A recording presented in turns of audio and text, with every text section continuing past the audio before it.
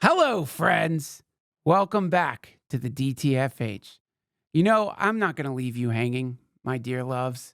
I'm sure a lot of other people out there would. I'm sure Mr. Beast isn't releasing anything regarding what's happening with the drones in New Jersey. But I love you, and it's the giving season. And today, I offer you this episode with ufologist and director James Fox. His newest documentary on the UFO phenomena is already #1 on Apple Podcasts. But if you're wondering what's going on in New Jersey, or if you're interested in some actual data regarding the uptick in UAPs, then you have come to the right place. James Fox has been in the field of exploring the UFO phenomena for around 30 years. His documentaries are incredible. They are an actual non-woo-wooey deep dive into what appears to be a long-running government cover-up. They don't want us to know what's floating around out there, but James Fox is finding out. So strap in, get ready, stop staring up at the sky just for an hour and a half, and prepare to have your minds blown by James Fox. Also, you should follow him on X, James C. Fox on X, and for sure, download the program. It's on every streaming platform.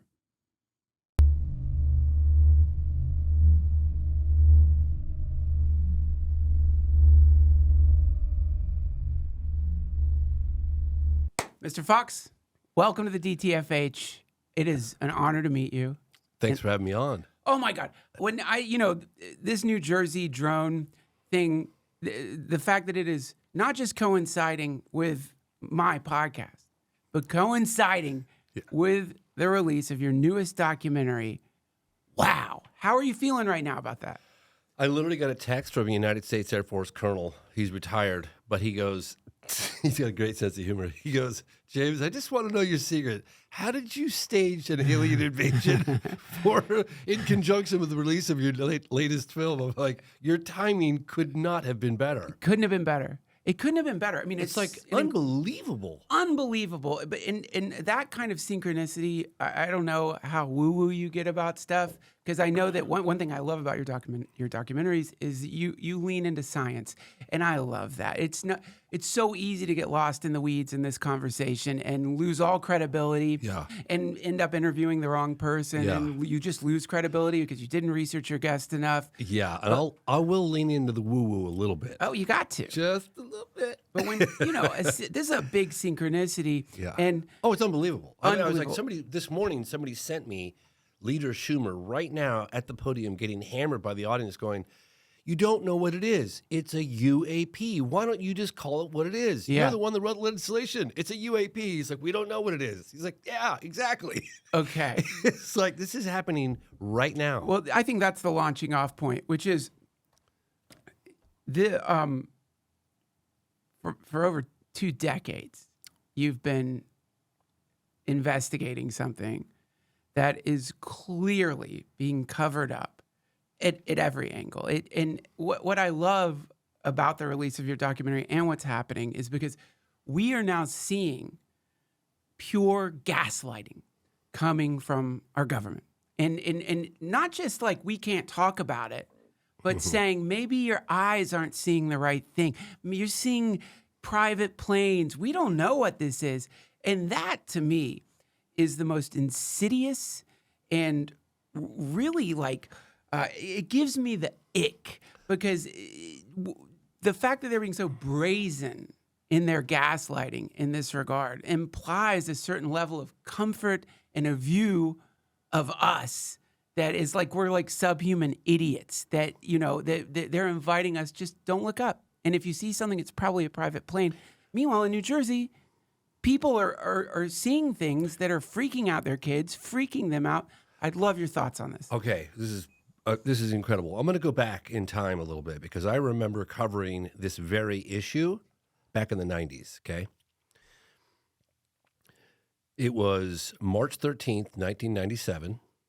It's commonly known as the Phoenix Lights case, right? Oh, yeah. And so I covered that case probably for the better part of 10 years, maybe even a little bit longer. On and off, I was going back and forth to Phoenix. And what the amazing thing is that you had this massive craft that was sort of a boomerang shaped, and witnesses say anywhere between 1 mile to 2 miles from wingtip to wingtip, that went either very slowly or when it took off like warp speed, like Star Trek. Yeah.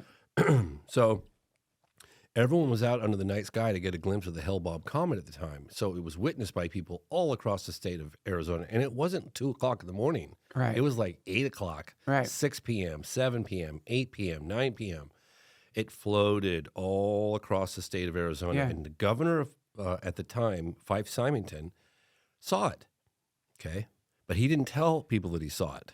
Instead, he holds, I don't know what it was, a month after it happened, weeks, whatever, he holds an unscheduled press conference, and he has one of his aides dressed up in an alien suit. You guys probably remember this.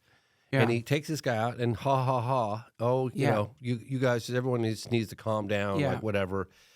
Well, I was going around to all of his constituents and they were pissed. Sure.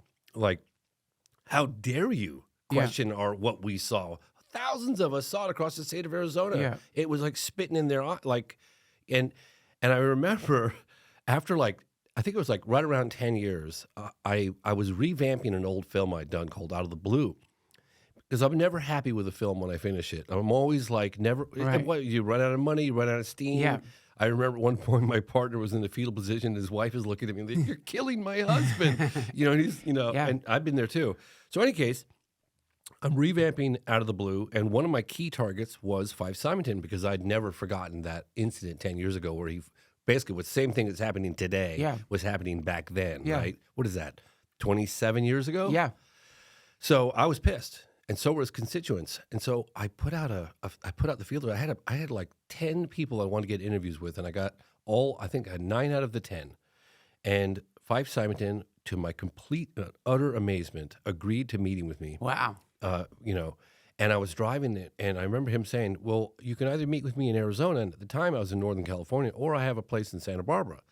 So I was like, "I'll just get you as soon as I can possibly get you," because I know a lot of times people start to thinking, and then they go, "Oh, you know what? In actuality, I'm not going to meet with you." I've had that happen a lot of times. So he goes, "Well, I'm in Santa Barbara right now." I said, "I'm getting in the car. I'm coming. I'll be there. I'll be there tomorrow." Cool. So I drive down, and I'm on the way down here, and the relevance of this story will come clear in a second. And I get about halfway down. I think I was taking Highway 101, somewhat scenic. Well, not one, but 101. And I was like, I can't think of anybody better to ask him a question than one of his former constituents and witness to the event. So I call my friend Stacy Rhodes, and she was an amazing witness. I said, "Stacy, you're not going to believe who I'm going to meet with right now." And it had been almost 10 years since the incident. And I said, "I'm going to meet with Fife Symington." She's like, "Oh my gosh." I said, "Is there anything you'd like to say to him?" She goes, "You're damn right I have something I'd like to say." And it had been 10 years, but they were so insulted. Yeah. I mean, these witnesses had literally stopped their car on the freeway and got out and, they were apparently on both sides of the freeway. And this object, it was between Phoenix and Tucson. It was on Interstate 10. And I'm told that there were people stopped on the side of the road, people driving, people stopped, and this object just floated over the top of them, and it took minutes. And Stacy Rhodes in particular said, if I had a newspaper and opened it up like that, I could not have blocked out the object. That's how big it was above their head. Her and her daughter, Emily, and they had one other person in the car. Anyway, so very good sighting, very good case. And so I grabbed my little pocket tape recorder and I recorded a statement from her that I was going to hit Fife with when the time was right during the interview. So I thought, well, let me not do this. When I met with him the following day, I couldn't believe I was getting an interview with Fife Symington. And I said, let me get as much of the interview as I can before I get into this case. So about 3/4 of the way through the interview, where I'm feeling pretty comfortable, I said, "Hey, I've got a little something I'd like to play for you." And so, and he goes, "Well, what is that?" I said, "It's a recording from one of your constituents and a witness to the event." Hit the play button. hi, this is Stacy Rhodes. Opportunity to address this. Do you still feel like this is a matter for ridicule and this, that, and the other thing when Yeah. you let us out to dry and we all these thousands of witnesses across the state and you make this mockery and blah, blah, blah, blah, blah. And I'm like, and I see him sinking down in his chair a little bit. And I didn't know how it was going to go. And then he stops and he pauses. He says, you know what? Yeah, if I could do it differently now, I would have. Huh. He goes, I saw that thing too. And that thing clearly was not of this earth. Wow. And he goes, I'm a former captain in the Air Force. I'm a pilot. He goes, that thing was not of this earth. And I said, well, how do you so sure about that? He goes, the size. He said it was like a mile across. And it was just floating really slowly. Yeah. So this has been the party line for decades, right? And that policy was sort of adopted after the White House and Capitol was buzzed on 2 consecutive weekends in July of 1952. Right. It's when it was a problem, right? Right. So they brought in that panel, I think it was the Robertson panel, and they basically like, how do we deal with this, the Air Force? And the Robertson panel, I think it was part of the CIA. They'll just adopt the policy of ridicule. And it was a very effective campaign, right? But why? Well, why? What's the reason for gaslighting? What's the reason? I think it's it's not really working as much these days because people are starting to realize this is bullshit. Because I had a general explain to me one time, and he looked at me almost like I was this naive young guy. This is, I don't know, 15, 20 years ago. Yeah. Because I was always thinking like, oh, isn't it amazing? We're not alone in the universe and we have definitive proof and what a kumbaya moment and get together and do a group hug and yay, And he starts chuckling and he said, you just have no idea how the military looks at this problem. And I said, well, show me. What do you mean? He goes, you guys put us in charge of protecting our airspace, right? That's our job. And we're not really the types of folks that want to come forward and say, my fellow Americans, it's been brought to our attention that there are structured craft of unknown origin whizzing around with impunity. Right. They fly rings around our fastest jets. Right. We don't know who they are, where they come from, or what they want. And shall they turn to be hostile, we also have no visible means of defense against them. Right. Thank you and good night. He goes, absolutely not. We don't do that. Yeah. So I think it's one of the reasons why they're calling it drones today. I mean, maybe they are, but they're calling it drones because I think UAP is a little scary. They think that we're children, we can't handle the truth. That's right. And so they're going to downplay it, tell us that they have no idea where they're coming from, yet there's nothing to worry about. Right. So it's like, how can you say what something isn't when you don't know what it is? Right. So, well, that way in the New Jersey stuff that's happening, it's unbelievable. it's unbelievable, and it's spreading more places now. it's all over the place. But I'm, leaning more into some kind of experimental drone to get ready for potential World War III, and that obviously I don't think that discounts any of the other things that have been happening simultaneously. But what it to me emphasizes is what you're talking about. If you are skeptical that our government, if somehow you're still skeptical that our government is covering some incredible thing up that would probably transform the way we look at everything, you shouldn't be anymore. Watch Mayorkas. Watch any of these people as they basically tell you to question your own mind. That to me is so dark. If you unravel that, you realize, obviously, if they're doing this about something that people are filming, seeing, news reporters are you're seeing. not seeing what you're seeing. Right. If they're doing that about that, then they're doing that about everything. Do you remember Jaws? Yeah. You remember the movie where the public statements they're making, everything's fine? There you go. It's like, it's Jaws. Yeah. It's really funny. I did a film on the BP oil spill called Pretty Slick. And I spent several years going back and forth to the Gulf. I flew over Ground Zero with the ocean on fire, and I was in a seaplane with a marine biologist by the name of Dr. Carl Safina, an amazing guy.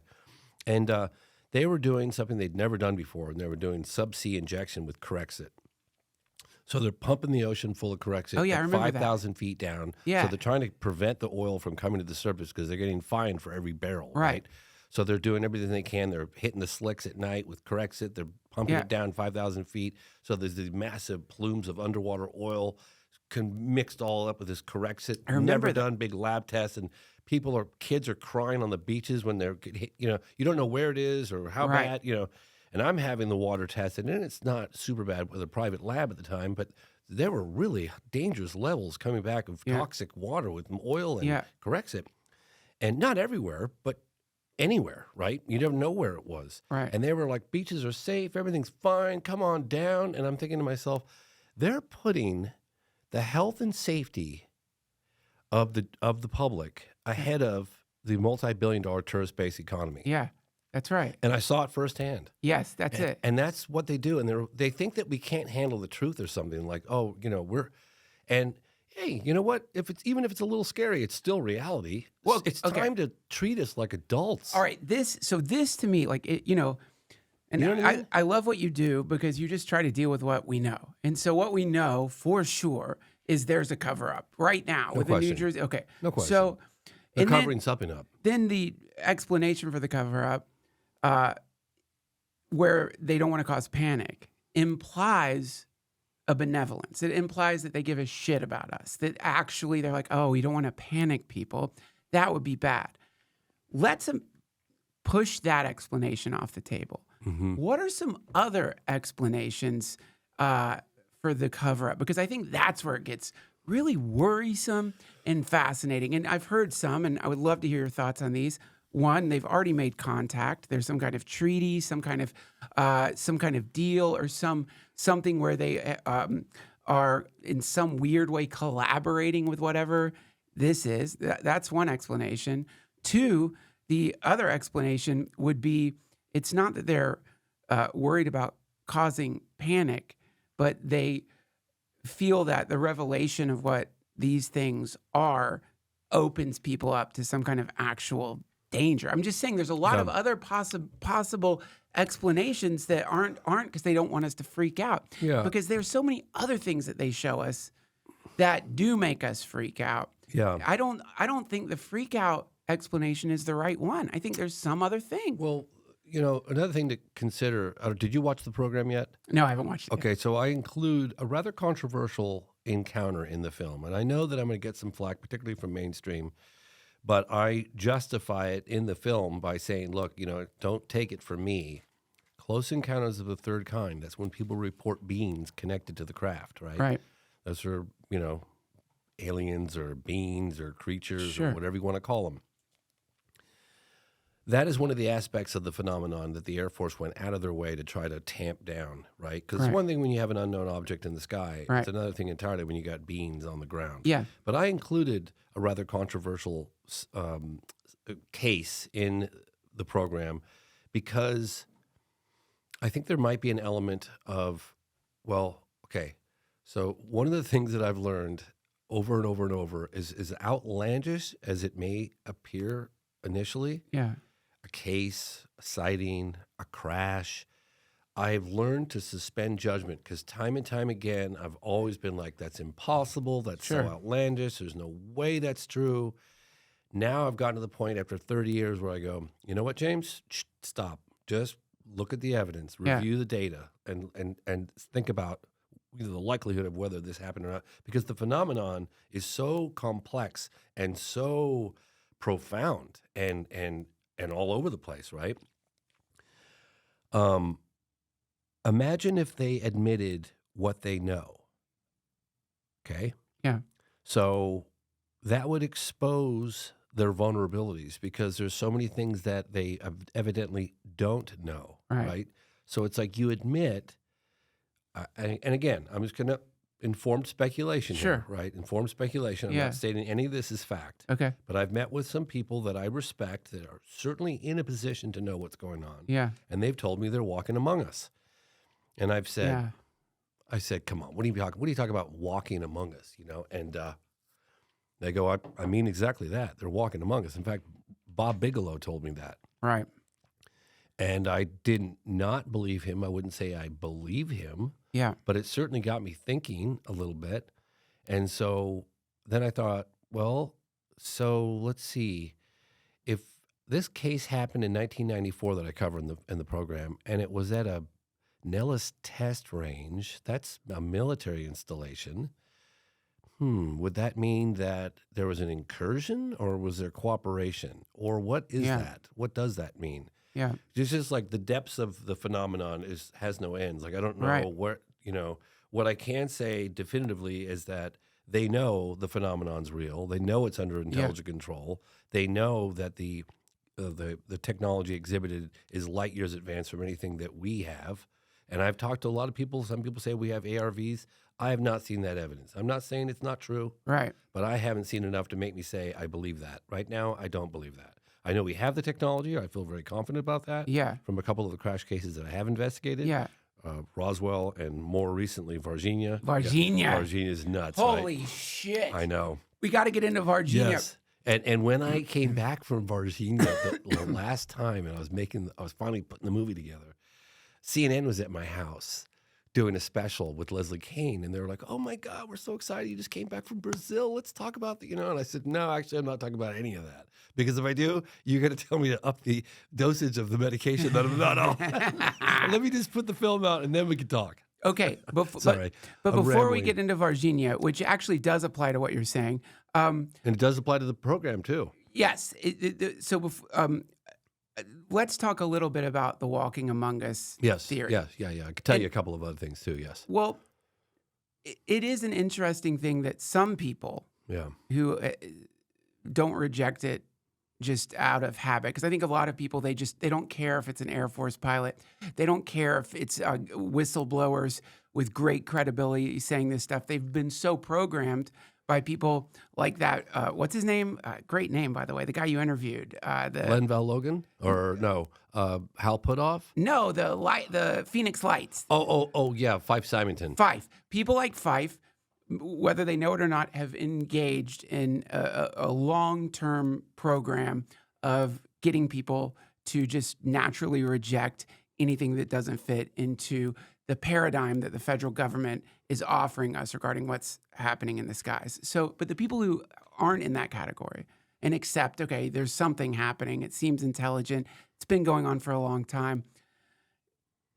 For some reason, they don't make the connection that, okay, if it's an intelligent craft, a drone, whatever it may be, why do you think they would stop in the sky?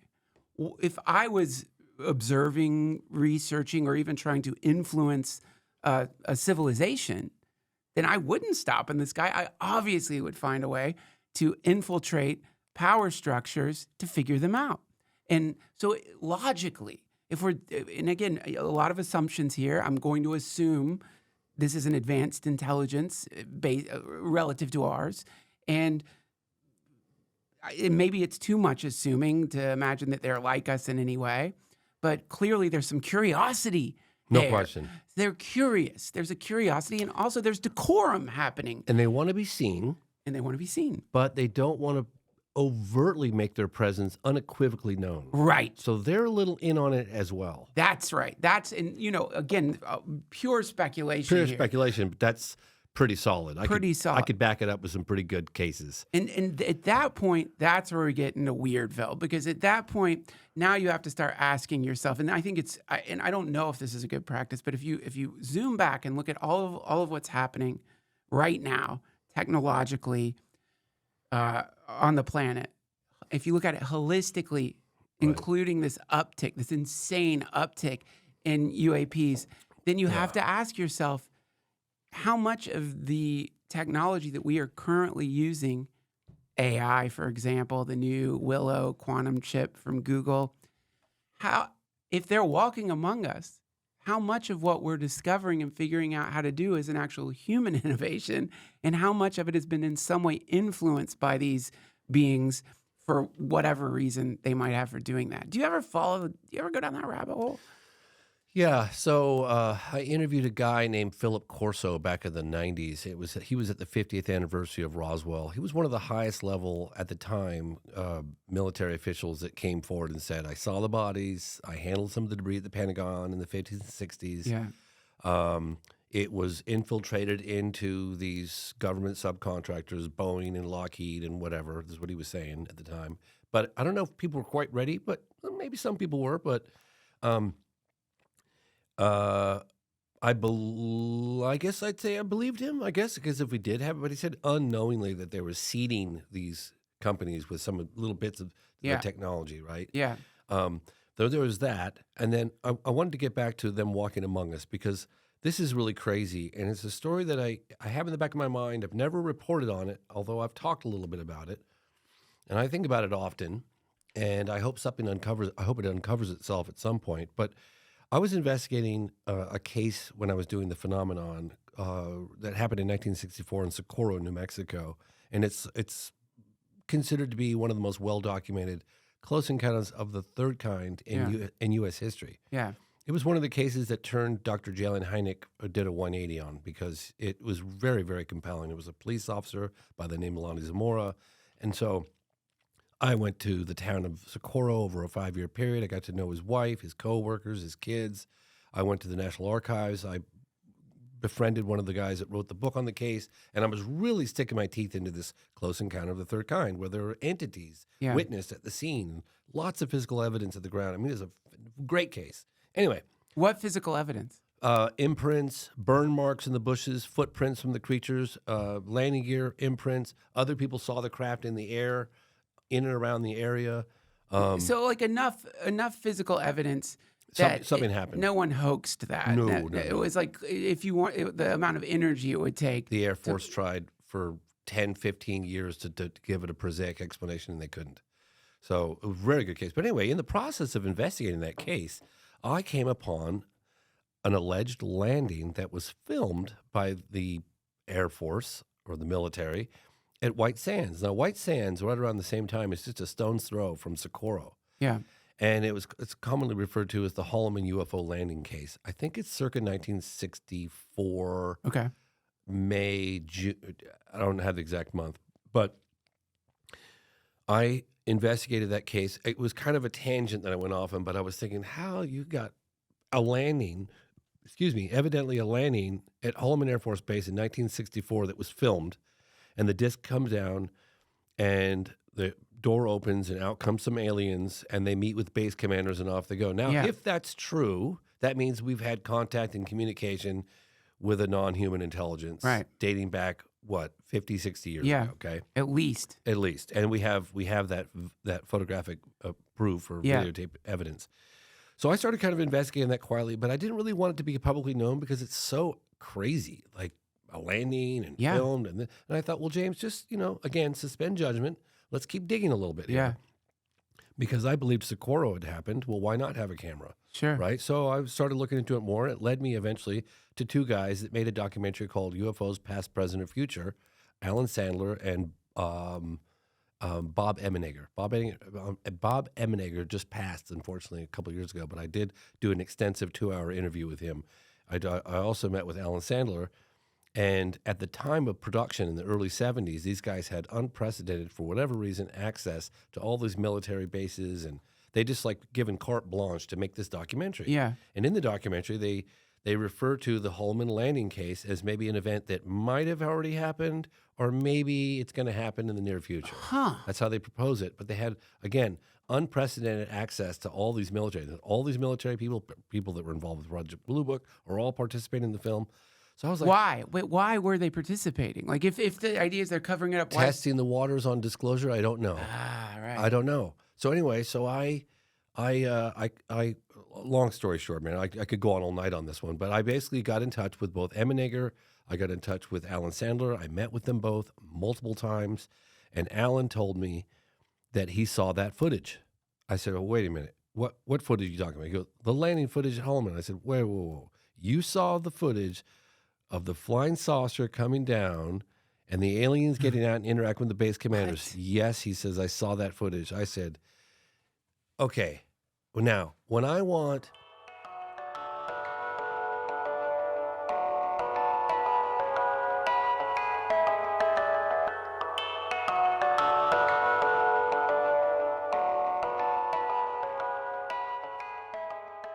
This episode of the DTFH has been supported by BetterHelp. The holidays are upon us. And, one thing I've noticed about the holidays is there is a wonderful aspect to the holidays. but there's also a feeling of getting run over by a truck.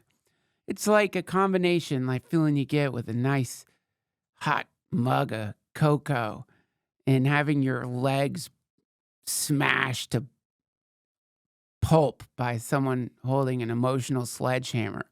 This is why therapy is a great thing. You know, I know this might seem shocking to some of you, but you don't have to feel like your knees are being broken by the sledgehammer of your unresolved issues at every Christmas.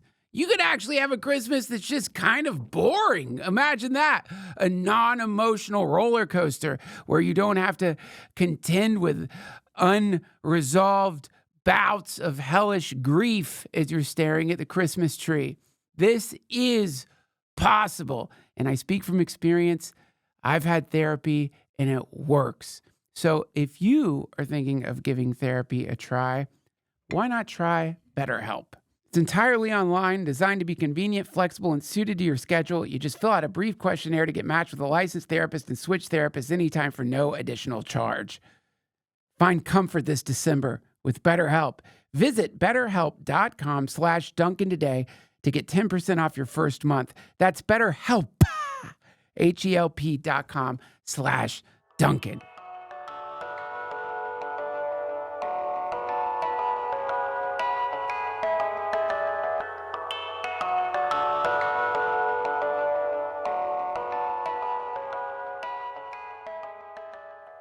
When I want to really etch my memory with a specific case or incident, I usually close my eyes and I allow the witness to use his or her words, to recreate the visuals in my head. Yeah. So I can really get it, right? Like I want to see it. I want to be there. Yeah. So I asked Alan, I was like, I want you to give me every detail. Was it daylight? Was it this? Was the camera on tripod? Was it, Yeah. And he said, and so basically what he described was and there are a lot of people that wrote articles about it in and around the time that it happened. There were witnesses on the base, both military, civilian, pilots that saw it from the air, people saw it from the ground. Yeah. All sorts of articles around the time that it happened were written by a woman named Coral Lorenzen at the UFO Bulletin. But anyway, he says that there were 3 discs coming in. It was, I think it was early afternoon. 3 discs coming in over the base that were followed by military jets. Huh. And then as it got over the base, the 2 of the discs peeled away, and there was one that kind of wobbled like a leaf down to the ground. And Alan said it looked like to me it was in trouble because it wasn't like doing very well. But evidently that's kind of how those discs fly. They kind of wobble like they're unstable. And he goes, plunk, it lands right on the base. And he goes, James, he goes, just like in the sci-fi movies, it's like the seamless door opened, and out came 2. I guess for the better part of his aliens, and then the 3rd one came out and a little different. It had a big headgear, almost like Egyptian or something. Huh. Vertical slits for eyes, big nose, very small chin, small mouth, and they had according to Alan, who saw the footage, this individual had a device that looked almost like a microphone or something, but it was he assumed it was a communication device, but he wasn't sure.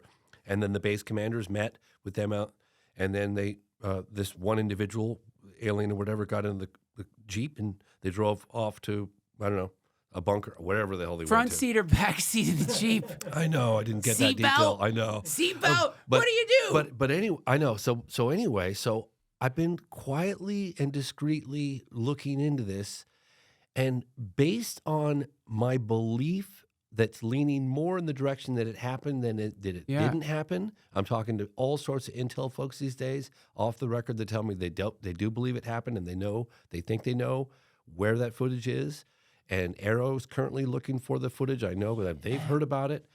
But based on that, I decided to leave the 1994 Jason Sands, and again, you haven't seen the film yet, his description of a face-to-face encounter at a military base with, if it's true, an alien.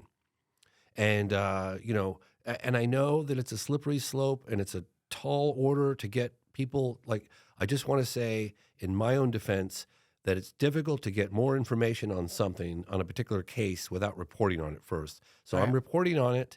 I'm not stating it as fact, but I'm saying I believe that this might just have happened. Wow. And so, again, it's like going down that wormhole of like, where does it stop? Where does the crazy end, right?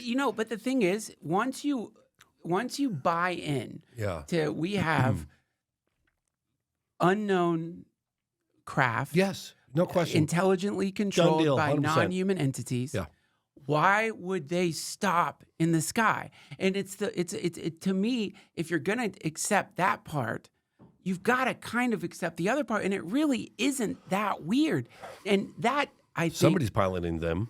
and this answers what we were initially talking about. Because here's this, what's interesting in the idea that the government's covering all this stuff up for, they don't want us to know that they don't control the skies or technology or whatever, is it makes the aliens kind of this innocent party in the situation. But the moment that there is some communication participation happening, it gets a little sinister because it would imply that these beings are instructing the governments of the world to not reveal certain bits of information. And that kind of conspiracy between an off-world intelligence and the leaders of the world is pretty terrifying. So I've gotten to the point now where I feel pretty comfortable saying that whoever they are, they clearly are in on the secrecy because all they'd have to do is hover over the Macy's Day Parade and it's game over, right? Yeah, that's right. So they do some pretty brazen things. I mean, if you look into the Phoenix Lights case in '97, that's pretty brazen. I mean, it was, early Brazen. enough. Oh, yeah, they just flew right over, just a whole parade of them. Yeah. So that was pretty a big deal. I mean, that happened today, there'd be a lot of footage. Right. Not 2006 or 2005 or 2006 at O'Hare Airport. Are you guys familiar with that case? A disc that hovered over Terminal 17 at Yes. United but Airlines? please redescribe. I remember when that happened. Yeah. Yes. Pretty brazen. Pretty You brazen. had a disc that was hovering over Terminal 17, United Airlines. Right. And for quite some time in broad daylight, it was witnessed by a lot of United Airlines workers, people on the ground, pilots, people took. I'm told that at least one photograph of it was taken. Don't know what happened to that. It disappeared. But pretty brazen. And then when the object took off, it took off vertically and it punched a donut hole in the cloud on the way out. All the witnesses described it. Wow. Pretty crazy case. I mean, it's hovering over O'Hare Airport.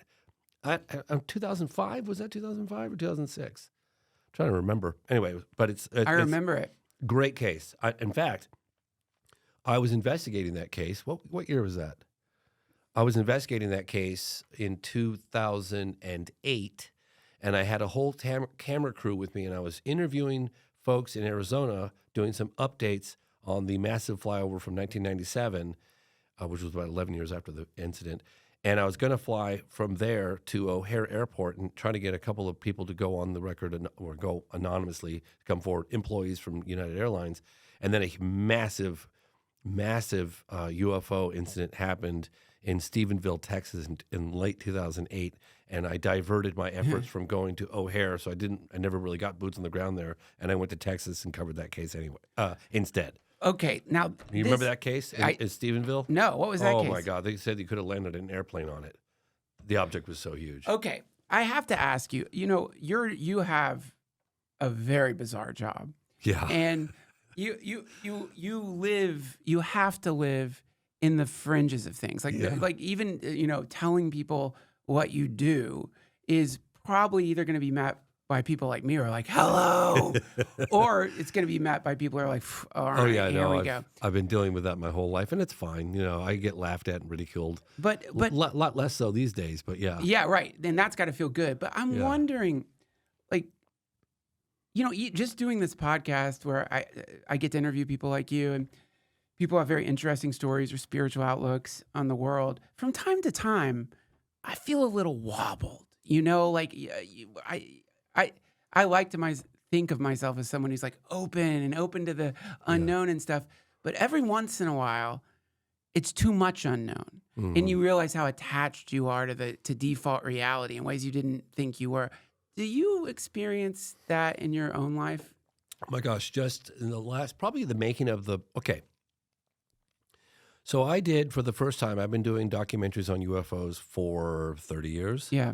So I did a film called The Phenomenon. And The Phenomenon was the first documentary, and it was probably, I did 50 Years of Denial, then I did Out of the Blue version 1, Out of the Blue director's cut, then I did I Know What I Saw. So that was like 3.5 films, basically. And I'd never touched on Close Encounters of the Third Kind. When I'd heard about them, Right. but I just was a little bit of a slippery slope. I was like, Sure. I'm going to step back on that one a little bit. Well, I went all in on The Phenomenon. Did you ever watch The Phenomenon? No, I haven't seen it yet. So The Phenomenon's got intel folks. It's got former Senate Majority Leader Harry Reid. Yeah. Got Podesta. Got Republicans, Democrats. Amazing. But, excuse me, I cover Close Encounters of the Third Kind. And I cover, an event that occurred in 1994 at a school called Ariel School in Rua, Zimbabwe, Africa. Yes. And it was roughly 100 school children. People think there's like 66. There was more. I was there. It was more like 100 school children that were out on the field when this object came in. And in and around the area of Zimbabwe, Harare at the time, South Africa, there were UFO reports, sightings by adults, by all sorts of people in and around the area. But this object or objects chose a school to land in broad daylight. It was on morning recess, and it was like 10 o'clock in the morning, and all the kids were out there playing. Yeah. And a number of discs came down out of the sky, landed, got out, and these little creatures interacted telepathically with the kids. Now, I opted to report on this case, and I really did somewhat of a deep dive, considering I probably only spent maybe 12 to 15 minutes max in the film, maybe 12. That was the first time I'd ever kind of gone all in on reporting on something. And I remember like a couple years when I started to dig my teeth into that case, and I had this investor, and he goes, "Yeah, you mean to tell me there's fucking aliens landed at a school, in the Ariel school? Are you kidding me? I'm not wasting a dime on that bullshit."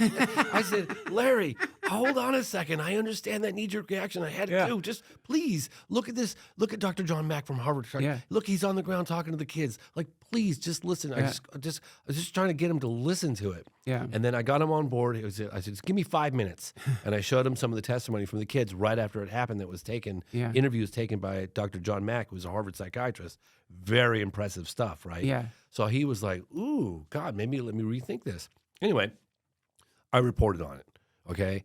And I was terrified at the time because I had just interviewed Senate Majority Leader Harry Reid, and he wanted to see the whole movie before it was going to be released for obvious reasons. Wow. Who he is. I'm like, he's going to look at that case at the end with the aliens talking to the kids, and he's going to say, "You need to cut me out of that movie." I was like, oh my God, I'm so worried about it. But I reported on it anyway. And not only did he not ask to be removed from the film, he actually publicly endorsed it. Wow. That was amazing. So then I went from there, and now I'm covering an alleged UFO crash, moment of contact.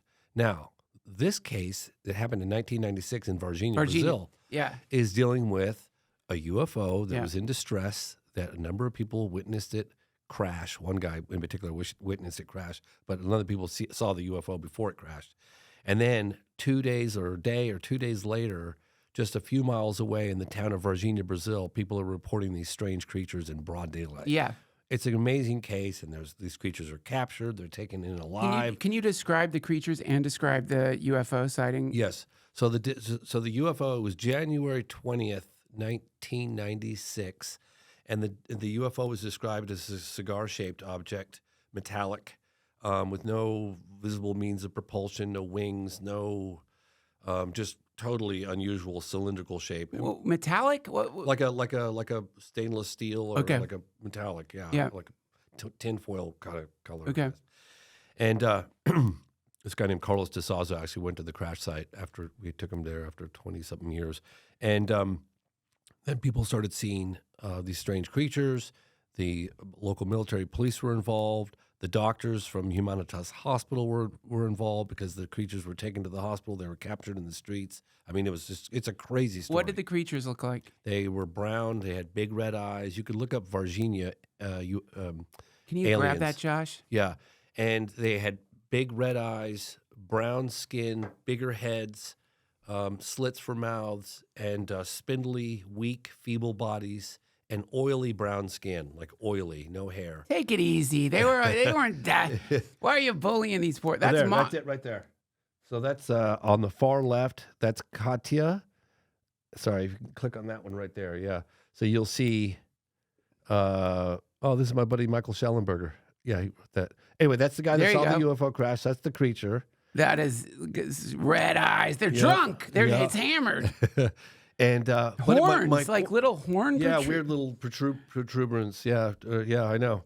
But anyway, my point is like, so I go from reporting only on the craft for the first 20 plus years of my career, and then I was, oh, screw it, and I reported on alleged close encounters of the third kind, which is a slippery slope. Let's be honest, right? Yeah. And then now I'm reporting on a UFO crash and live aliens walking through the town of Varginha, right? Yeah. And I tell people, it's like, as soon as I start talking about it, they look at me, I lose them. And I had my next door neighbor who runs Make-A-Wish Foundation, this guy, Jamie, a big supporter of mine. He's good friends with the guy, Brian Benner, who wrote for Political Magazine. And he goes, James, I love you, brother. I respect you, but you lost me on this one. I'm sorry. And I was like, hey, I don't blame you. I understand.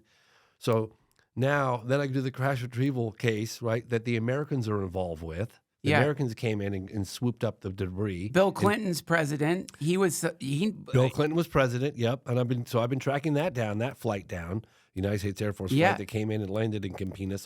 So I'm investigating that now. So then I go from that to asking sitting members of Congress, do we have aliens and flying UFOs, flying saucers in our possession? Right. Never in 100 million years did I ever think I'd be asking a sitting member of Congress from both parties, right, do we have aliens? And not be laughed out of the room or blocked from D.C. altogether. Instead, it's like one of them was like, yes. The other one's like, due to my security clearances, I can't answer. I got to steer away from that. Yeah. But I encourage your ongoing investigations and keep pushing us for transparency and blah, blah, blah. That's happening right now. Yep, that's happening. And then 3 months after Moment of Contact comes out, I went on Rogan in April of 2023 talking about Moment of Contact. And I'm sure that Joe Rogan, just like everybody else, myself included, when he first heard about that, he was like, oh, bullshit. Like, there's no way. This is impossible. Yeah. But then you listen to the testimony from people on the ground, and including the mayor, like all these people in the town. It's very impressive. And then that was April 2023 that Rogan reported on it. And in July of 2023, the highest level intelligence officer, David Grush, testifies under oath to a joint group of bipartisan lawmakers that we have definitive evidence that we're not alone. What did they call it? Non-human biologics they or call something? it non-human intelligence and biologics. Biologics. Never heard of biologics. Sounds like a skin cream. Why do they talk like this? That's the other thing is like even when they are disclosing. It's so technical. It's so. Biologics? Biologics. You got alien meat. That's what it is. Now. It's this, Would you say that I would have never seen that. I would have never seen that coming. None of us would have seen any of this coming. And I had people at the time telling me, James, you just came off the phenomenon. One of the first times that a documentary on the topic has such high level cooperation from intel, from Congress people, senators. You really push the envelope with the close encounters of the third kind, and now you want to report on live aliens walking through the town of Virginia. You're going to tarnish your reputation. You're going to jeopardize all your efforts. Yeah. Do you really want to do this? I don't think people in New Jersey are going to say that. Yeah. Because this is what's interesting to me is, you see an echo. We're pushing the envelope a little further every time. That's what I meant to say. I love it. But again, I just think it's worth noting. I know we already mentioned it earlier. Why, if you are okay admitting that there's whatever you want to call them, UAPs, whatever, why then is it even considered like out of, like, you can't say that they have bodies that they're walking around, that's too much, man. If they're here, they're here. And so, okay, to go back a little bit though. So my brain's been exploding for the last couple of years, just because you asked me earlier, do you ever have that moment? Yes, I've been having that moment. But this actually, okay, I'm going to skip what I was going to ask. This is another question I have for you. So obviously we have precedent throughout U.S. history for whistleblowers being threatened, murdered, suicided, etc.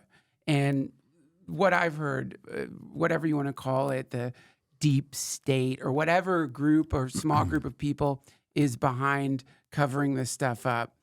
They also, I think Grush was threatened. I think Grush had some stuff go down.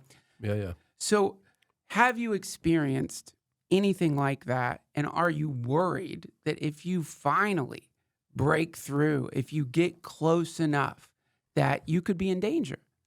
Yeah. So, I mean, I'm public enough at this point where I feel a little more comfortable, right? Right. I've been spooked a couple of times over the years. I could go into those cases if you want, but I would love to hear that. Yeah. Like, you don't have to. I mean, I don't want to waste too much of your Yeah. time. I want to get into Virginia more, but I would love to hear about like that. Yeah. So and I had a whole crew with me at the time, and there was a mass sighting. When I say a mass sighting, like the town of Stephenville in Dublin, Texas, 2008. It was the end of 2008 or was it early 2009, but it might have been both. Sometimes they span over several weeks or a month.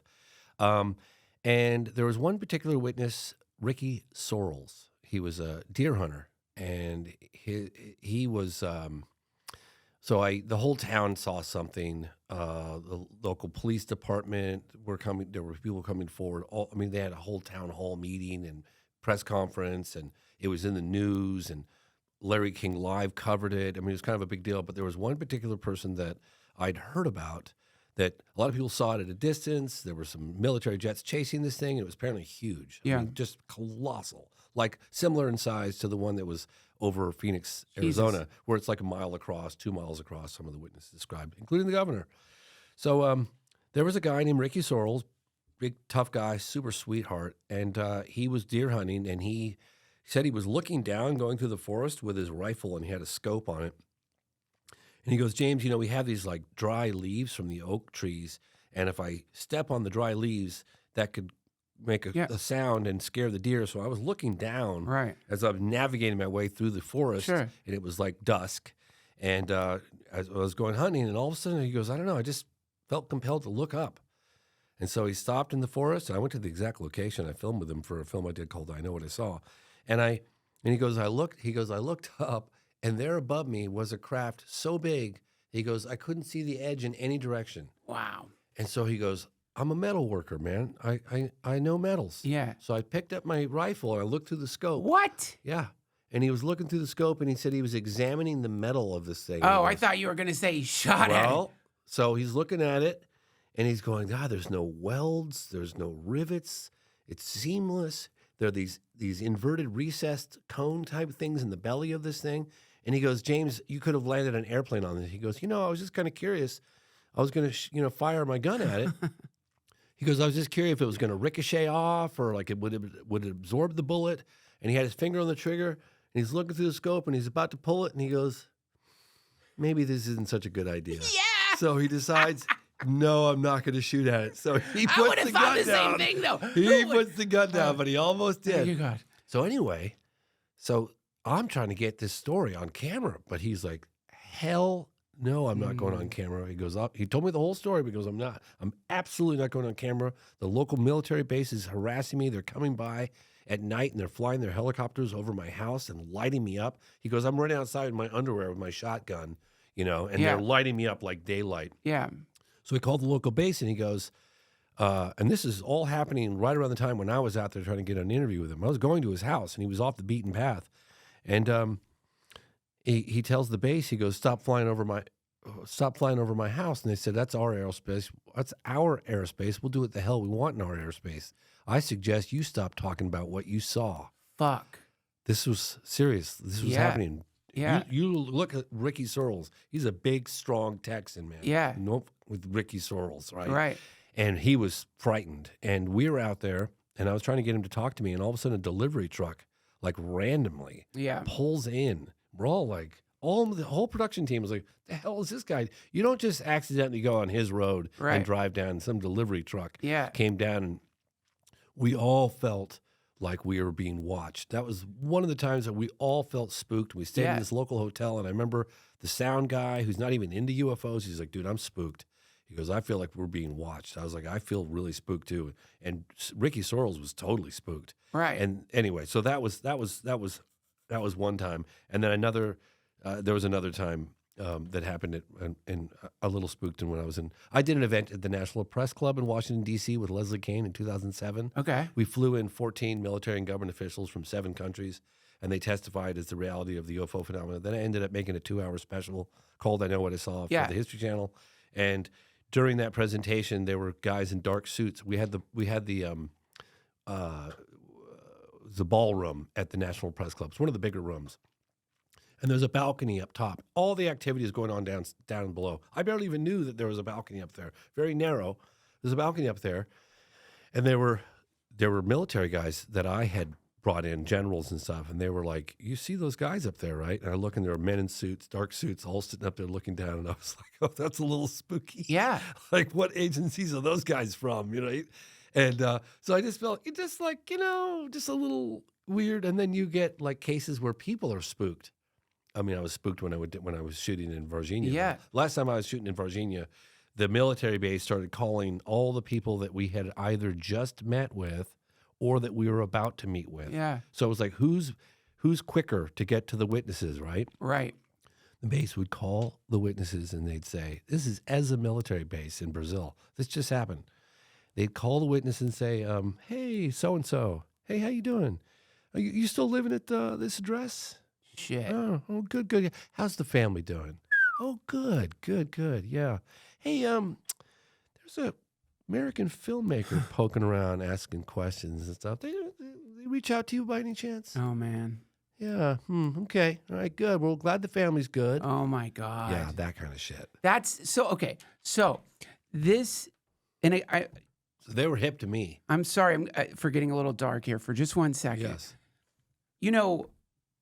Take a look at, oh, my God, Snowden. Yeah. Assange. Yeah. To me, what they did pushed forward the idea of truth, that we can handle the truth, we deserve the truth. Maybe the methods they used, you could question them, but maybe more in Assange than Snowden. I feel like... And what about Gary McKinnon? Which one's McKinnon? Gary McKinnon is the biggest computer hack in history trying to find out the truth on UFOs. McKinnon. He's in my movie. Okay. Wow, really? Phenomenal. Wow, you got it. Okay, but to finish my point... They almost locked him up for life. I know. For trying to steal the truth. Well, each of these people... What I find interesting about... I don't know as much about McKinnon as these two, is that in their ability to get secret information, to read it, they got an idea of who they're up against, what these people are like behind closed doors. And yet, it seems like they underestimated the reality of realities, which is these people will not just arrest you. They'll harass you. They'll expose. They'll try to expose. They'll use any method possible to... I cover this in the program. Okay, so... don't you worry? You are you are in a position, I know a few other people who research this phenomena, and I worry about them. It's like, man, don't you understand? If these people really don't want you to know something and you find that thing out, they'll do anything to erase that information or to ruin your life. Yeah. And don't you worry about that? And how do you protect yourself? I know it's great. You are a famous documentarian, very respected, but how do you ensure that you or your family those thoughts do come to mind. Not for the first, I don't know, maybe the first 15, 20 years, I wasn't really that concerned about it. And then a couple things happened and I was kind of spooked a little bit. Yeah. And then I thought, well, if I get my name out there, it'll be a little better. Now, if I had that definitive proof, I've been going after this video evidence from Varginha, Brazil. I've been going after photographic evidence. That's an ongoing effort. I've been sifting through messages, 500 plus messages, maybe even more, and trying to follow up every possible lead. I've got 11 really solid leads. Now, I thought about, okay, so I go back to Brazil, I get the video, now I'm a target. Yeah. Now I definitely have something to worry about. I know that for a fact. Yeah. They're threatening people that just saw something. Right. Now, imagine if you saw something and you had tangible evidence. Right. That's going to be a problem, right? Right. So I've thought about it, and that worries me a little bit. So I thought maybe the next time I go to Brazil, maybe I should have a little security. Just, maybe one person. Just, I don't know. Yeah. Just a little concerned. You know what I mean? And, but now...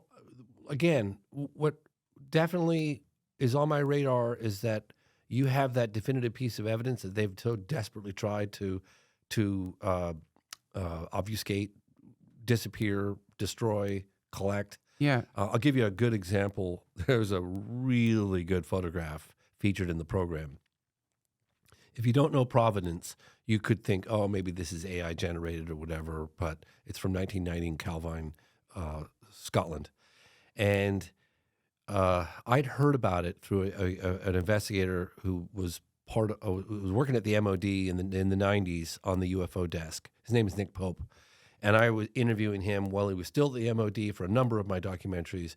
And I would always ask him, hey, you investigated UFOs, what was the best case? Yeah. And just boom, he'd go, oh man, these two guys were hiking out in the wilderness out in a place called, you know what? He didn't say Calvine because I don't think he wanted me to know that. But he said in Scotland, Yeah. two guys, broad daylight, had a camera. It was either 5 or 6 photographs of the most amazing diamond-shaped, disc-shaped object, broad daylight, points of reference with a military jet flying around. Yeah. It. I was like, oh my God, what happened to that picture? And he's like, oh man, they covered that up and da-da-da. But I never really had I obviously didn't have the picture. I'd heard about it for over 20 years.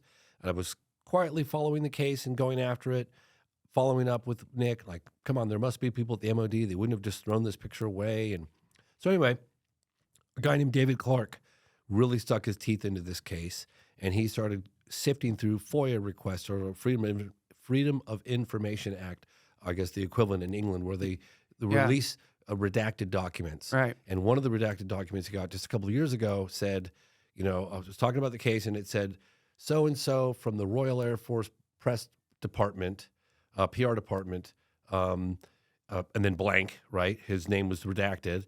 So he just looked up 1990 president and got a hold of this guy, Craig Lindsay, who was part of the public press or whatever for 1990 PR for the Royal Air Force, Craig Lindsay.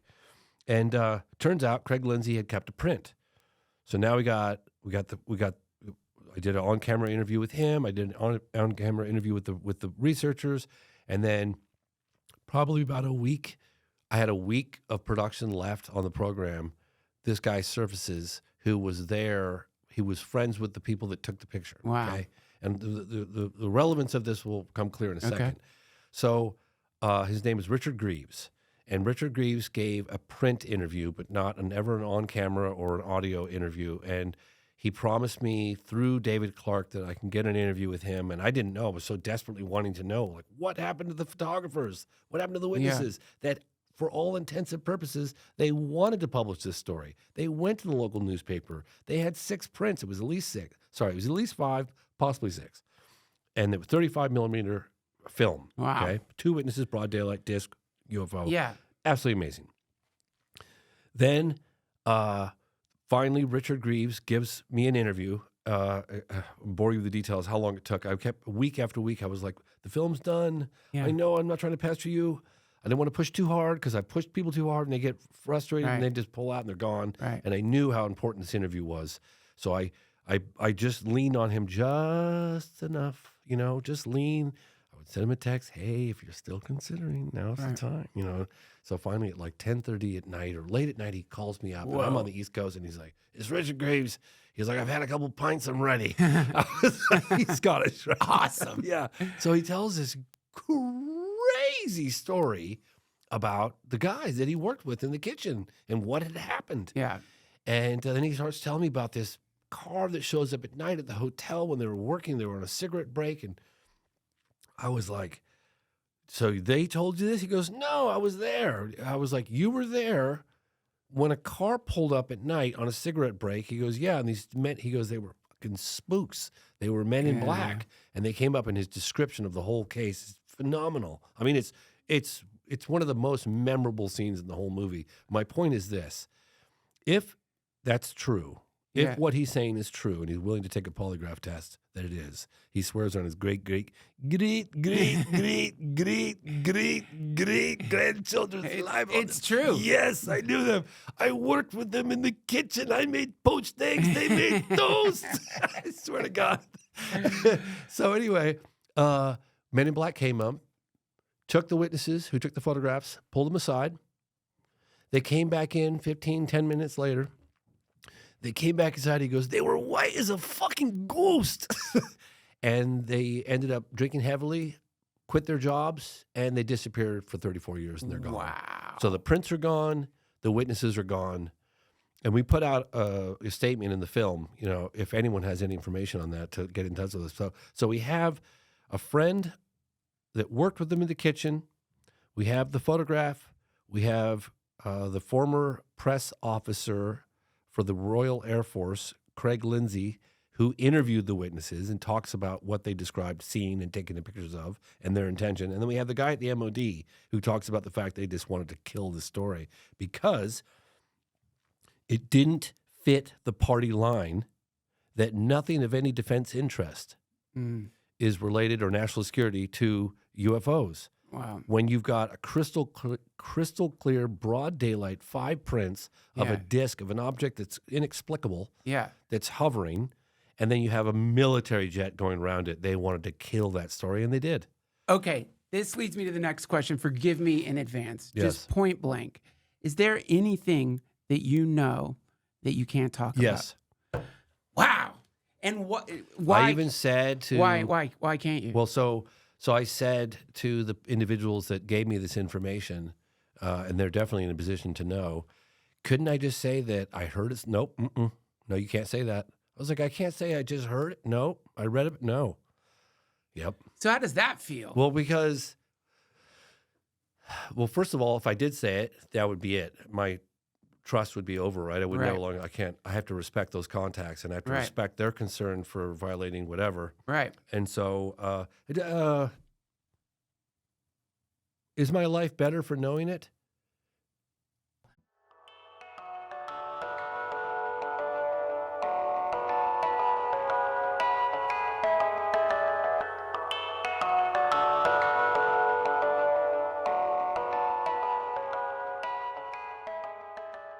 This episode of the DTFH has been supported by AG1. Listen, friends, the holidays are upon us, and if you have kids, you know what that's like. You're in a cyclone of chaos. You don't have time for anything, probably, much less organizing a million vitamins and making sure you take the right ones. This is why I love AG1. It's like the people at AG1 understood me. I'm not a vitamin man. I'm a powder man. I just have to take AG1's delicious, powerful, green powder, throw it in some cold water, and I slurp it down. I slurp it down like someone in a nutritional desert stumbling upon an oasis of green, vitamin-infused water. And my cells sing. They sing much like the shepherds who saw the angels the night that Jesus was born.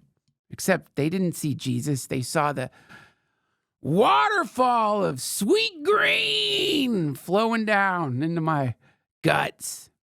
It makes you feel better right away when you drink it. And I'm telling you, you should give it a shot. You are someone who has that gnawing sense that maybe you're getting scurvy from your rotten diet. AG1 is a good choice for you.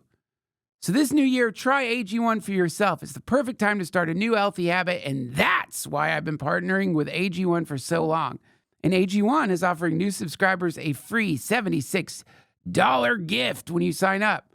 You'll get a welcome kit, a bottle of D3K2, and 5 free travel packs in your first box.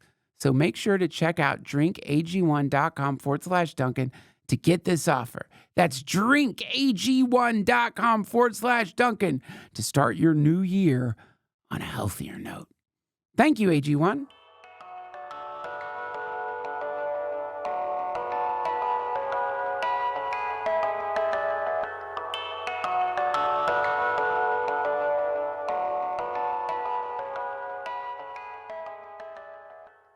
Yes and no. Because I'm really curious, and I've been on this mission for a long time. Yeah. So I feel like, gosh, I'd like to have more proof. I kind of want to believe it. Do I believe it? I don't just believe it because these individuals said it happened. I mean, it certainly, I want to believe it.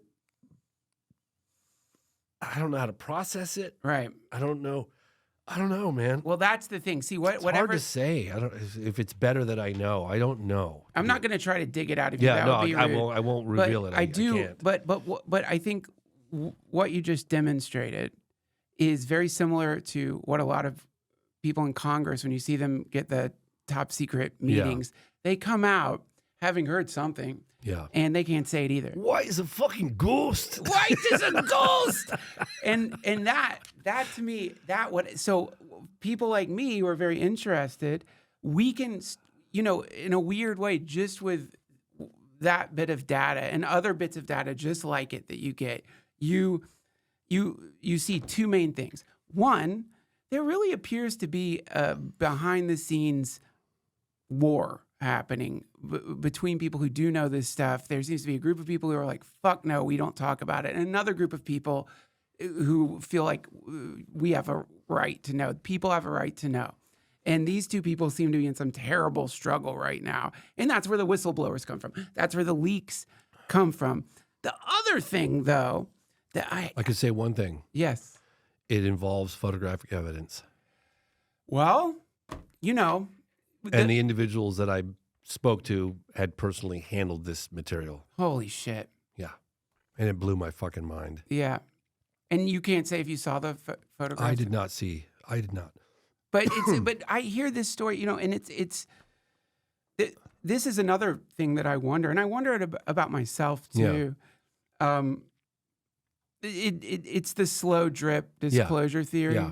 Disclosure with a small d. And from other people who are engaged in the sort of research you're engaged in, similar stories, which is I don't want to betray them. Yeah. They're giving me little bits and pieces. My career would be over if I talked about it publicly. Right. It's done. Nobody would ever talk to me again. So, but the implication is they recognize your work. Yes. They trust you. Yes. And they want to use you, not in a bad way, but they want to use people like you to slow drip this information into default reality. Yeah. And then I have to ask, why a slow drip?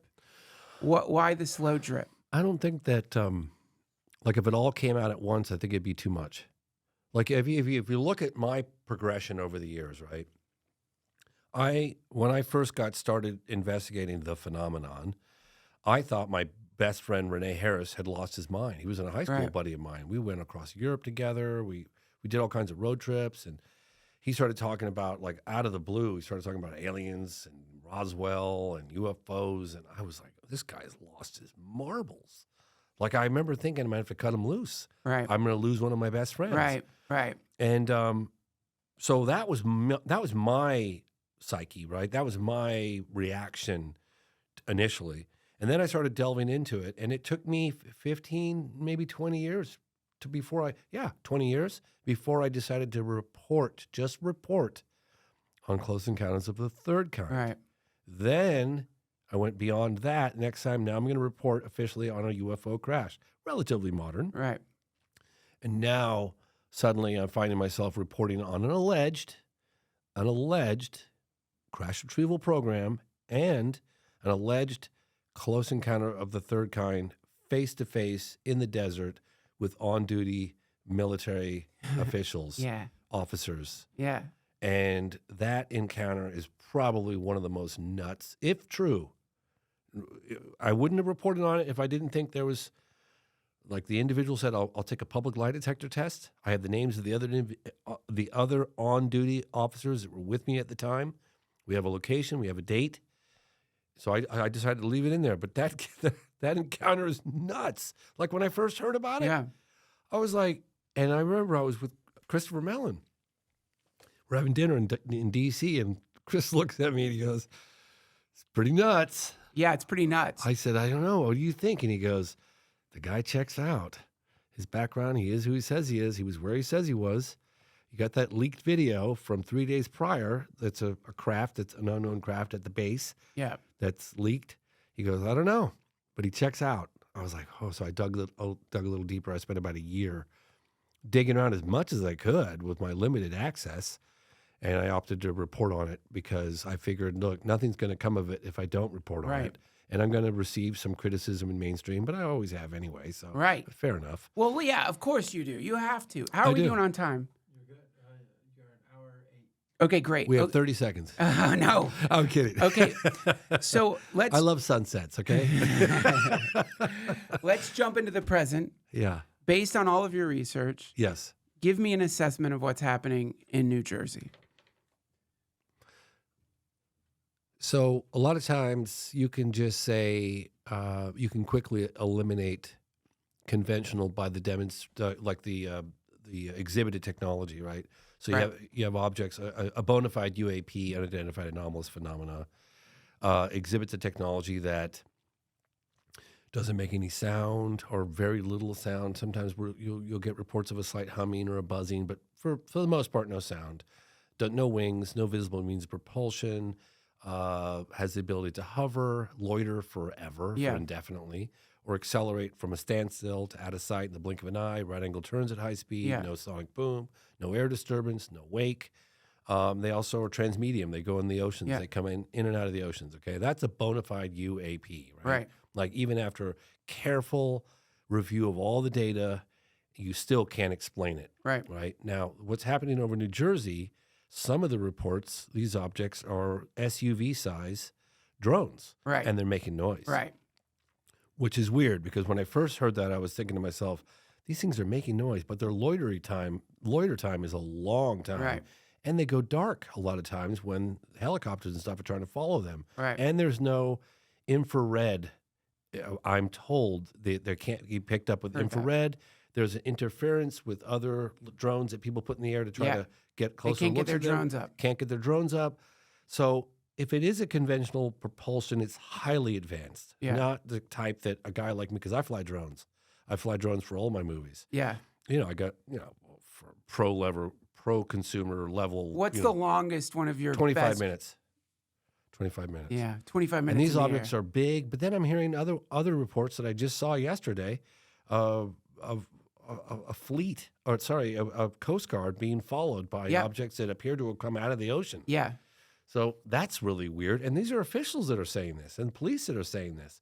So there seems to be something truly inexplicable, right? There's not an easy explanation. And I think that's one of the reasons why everyone is just like up in arms over it, because I can't, as someone who's investigated these for as much time as I have, I can't, because of all the external information I'm getting, the data that's coming in, I can't just give it a label like, this is highly advanced conventional propulsion, because there's other things demonstrated.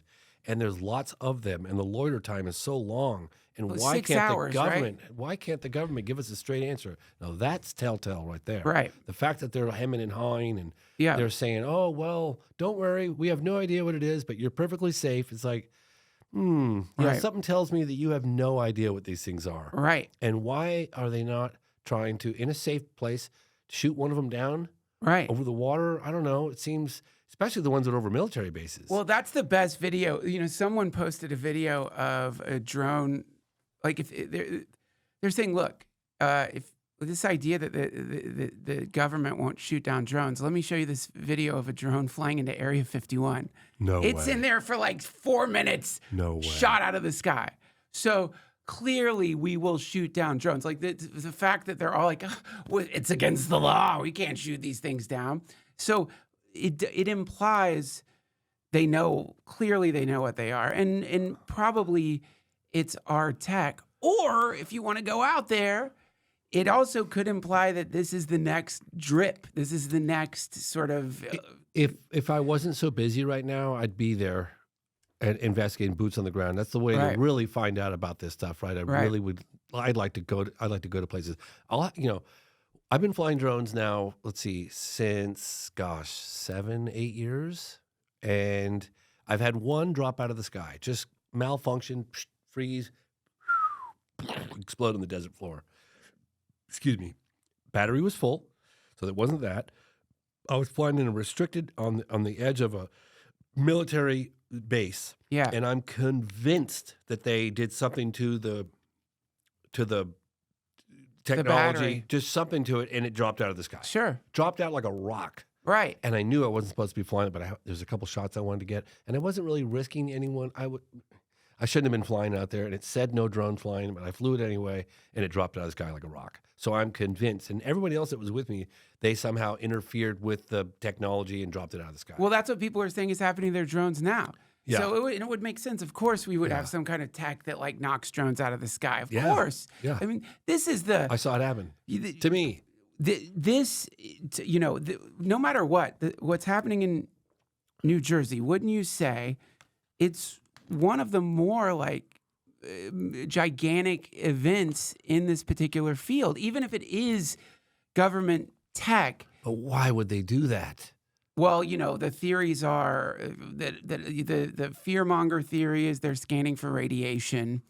That they think there's a dirty bomb out there. They're scanning for a nuke. Again, this is just stuff, popping. Fear mongering. Fear mongering. The other theory, and I'll send you this great TikTok of someone breaking it down. It's some time ago, they made an agreement that it would be okay for contractors to test experimental drones in the New Jersey residential corridor. air. Oh, come on. That doesn't make any sense. It doesn't make any sense because and in airspace, and you shutting airports down. It doesn't make any sense either. And also some of the videos, and again, who knows? Some of the videos, it's not just these drone things. It's orbs. It's the classic weird flickering orb. One of the videos seems to show the orb turning into one of these drones. Again, who the fuck knows what footage I'm looking at? I don't know. But that brings me to another question I had for you, which is the orb phenomena. Oh, yeah. What do you think that is? Because we have the Tic Tacs, we have the Varginha, I don't know, like the Cigar. Yeah. Which, by the way, is this, that we talked about in an earlier podcast, Muma, or whatever it's called. Oh, yeah. I love that name. Wamu or Wamu, yeah. Uma. Cigar shaped. Yeah, it was so funny, too, because the illustration they did for it made it look more like a rocky thing. Yeah. But then I was like, well, hang on a second. How do If you it's know? artificial and it was solar thing, Yeah. wouldn't it have been more, I don't know. Who knows? But But it accelerated, right? Didn't well, it it accelerate did when it shouldn't have? It's the I should have asked more questions to the Harvard psychiatrist. The Harvard Avi Loeb. Avi Loeb. I just hung out with him. He's so cool. Yeah, I know. I was like, why didn't I ask Yeah, him? We and were so busy. And he put his neck out Hell there yeah, he did. talking about that because he's like, this is exactly what it'd look like if a ship visited us. It does all the things. So, but the orb phenomena is interesting to me because it has a sort of spiritual component to it. Like there are people who claim that these things, they appear around them. I've met people who is it that teaches how to call those things? You know what I'm talking about? I can't believe I can't remember his name. It doesn't matter. But He sees the orbs? no, it's some method where you can call these things. And again, I know they that. can be very small, too, and they can be large, too. So have you seen one? Yes, I did. What are they? What do you think those are? That's... I don't talk about this very often, very, very, very seldom. But when I was 20, it was probably maybe 10 o'clock at night, 9:30, 10 o'clock at night, and I was in Northern California in my bed with my girlfriend at the time, Lisa Reinhardt. And neither one of us were into UFOs. I mean, not at all. Like, we never talked about UFOs. I mean, I'd heard some stories in the past from, like, family friends and stuff, but it was like 9:30, 10 o'clock, and I had a queen-size bed, and then to the right of us, we were lying this way. There was a good-sized window. Yeah. Maybe 4 by 5. It was maybe a little bigger. It was big window to our right. And we're both looking out the window, and we see this like egg-shaped thing that was like a yellowy white, and it was just like kind of pulsating a little bit. Yeah. Right out our window. It's like, what the? And she looks at me and she goes, what the is that? Yeah. And I said, I don't know whatever that thing is, but whatever it is, I get the feeling it knows we're looking at it. Mhm. She goes, so do I. Close the blinds. I'm scared. So I leapt up out of bed, and I remember trying to close the blinds frantically, and I ripped them off the wall and they hit the floor. And then I was picking them back up, and I was in my underwear, and I'm trying to put the damn blinds up, and we clutching each other for a couple of minutes. Terrifying. Yeah, it was kind of scary. Yeah. And she, after a couple of minutes, she goes, oh, I wonder if it's still there. And so I peeked through it was gone.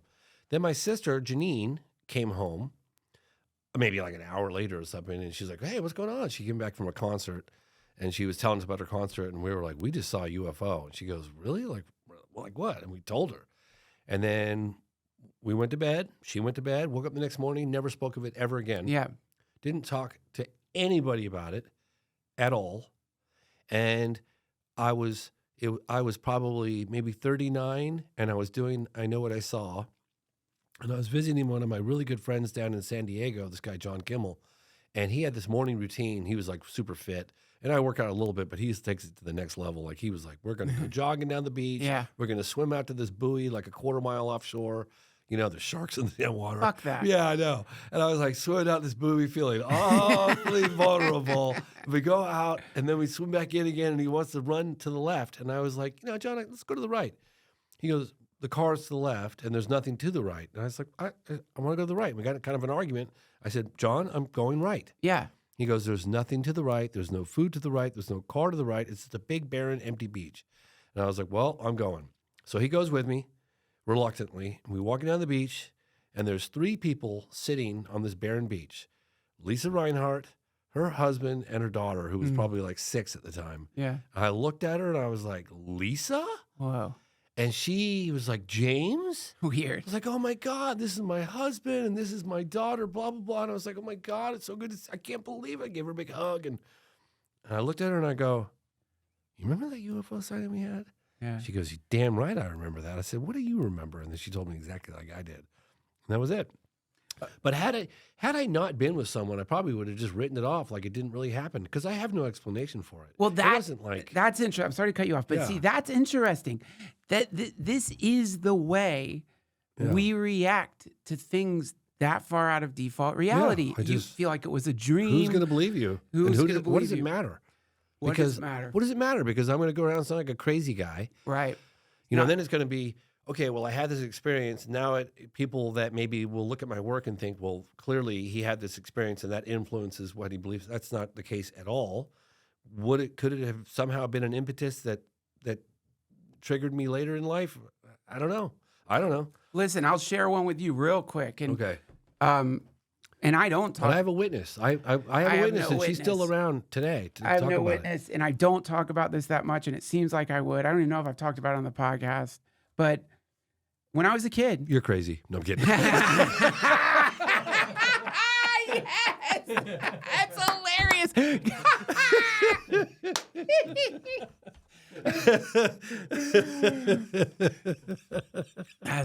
Thank you for that. I knew I should. This guy's lost his mind. I can't believe you work with this guy. I make him. It's such a based on everything you've said, it's such a boring story. But I do think I feel like telling it really quickly just because I totally want to hear I it. just realized, like, yeah, it's something I really hesitate to talk about. It's not a big deal. But when I was a kid, woke up in my window of my bedroom was a fucking orb, just like this weird plasmatic hovering thing. Same sense of like it's aware of me somehow. Yeah. And then I went to bed, woke up, and to this day I think, was it a dream? But then when I see the footage of these things, it's like that's what it fucking looked like. And so I am very curious, and I know where are we at time? Do I have time for one more question? Yeah. Okay. This is Did the orb look anything like your T-shirt? it was not that cool. Oh, that's pretty cool. Thank I you. could get lost in there. Oh man, this is I like am lost right now. You guys look, I'm all. look at the flower of life. No, we've lost him. It's in there, man, That right is- there. That is so cool. Thanks. Yes, Yeah. I can't believe people can do this with tie dye. It's unbelievable. It's insane. But Beautiful. so, what do you, with all of these sightings that are happening, with everything that's happening, and honestly, you know, with the New Jersey stuff in particular, I think for the first time, I started feeling creeped out. Like I started getting not a good feeling. I started really playing around with the idea, like that maybe we're being visited by something Well, we are, more yeah. advanced than us. And Yeah. it wasn't a good feeling. You know, it wasn't a hippie feeling of they're coming to Save us save us or Yeah. anything. It was just like, from ourselves. you know, and like if you look at the history of like what happens when we show up in Yeah, the it doesn't past end on well. shores, it doesn't end well for the Yeah. people we. Godspeed, humans. So do you have some sense, even if it's instinctive, intuitive?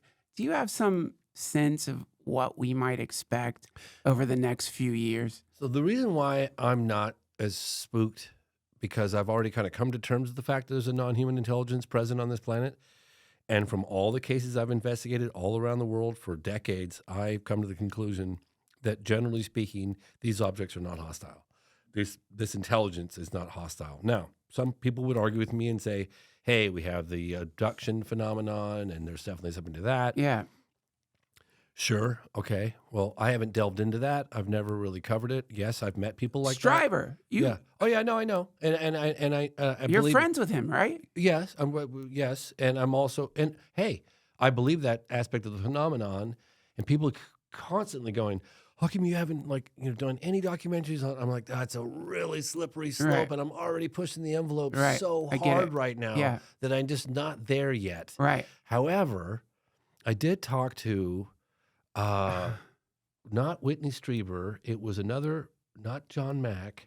His name will come to me, Bud Hopkins. And Bud Hopkins was an amazing guy. He was friends with Leslie Kean, and I was hanging out at his apartment like in 2008, 2007, something like that. And he's like, James, I got this stuff I want to show you. It's just incredible, like this. And little did I realize that was the last time I was ever going to meet him. He died of cancer. But he goes, look at these illustrations I have. I'm having my patients, they're all from all around the world, and none of them know each other. And I've been having them like draw what they see when they wake up on the ship, so-called ship. Yeah.